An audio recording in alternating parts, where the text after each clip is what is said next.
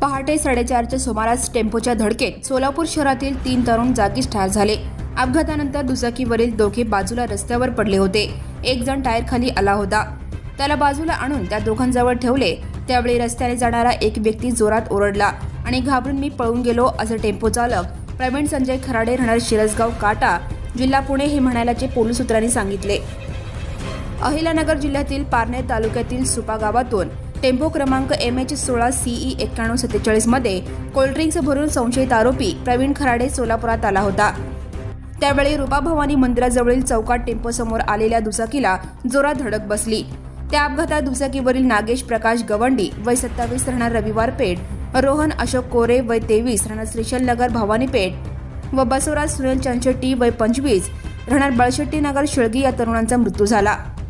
अपघातानंतर दोघे जण बाजूला जोरात आपटले तर एक जण टेम्पो खाली आला होता, त्याला बाहेर काढले आणि दोघांजवळ ठेवले। त्यावेळी रस्त्यावरून जाणारा एक व्यक्ती ओरडला आणि घाबरून टेम्पो सुरू करून चालक तरुणांना दवाखान्यात घेऊन न जाता तसाच पळून गेला।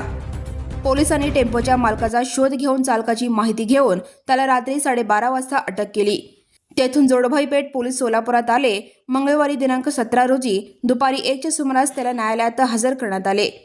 चालकातर्फे ॲडव्होकेट आकाश देठे, ॲडव्होकेट श्रीपाद देशक यांनी तर सरकारतर्फे ॲडव्होकेट वैशाली बनसोडे यांनी बाजू मांडली। त्यानंतर न्यायालयाने चालकास 1 दिवसाची पोलीस कोठडी ठोठावली। अपघाताचा तपास सहाय्यक पोलीस निरीक्षक मुकेश गायकवाड तपास करीत आहेत। Right now and press the bell icon. Never miss an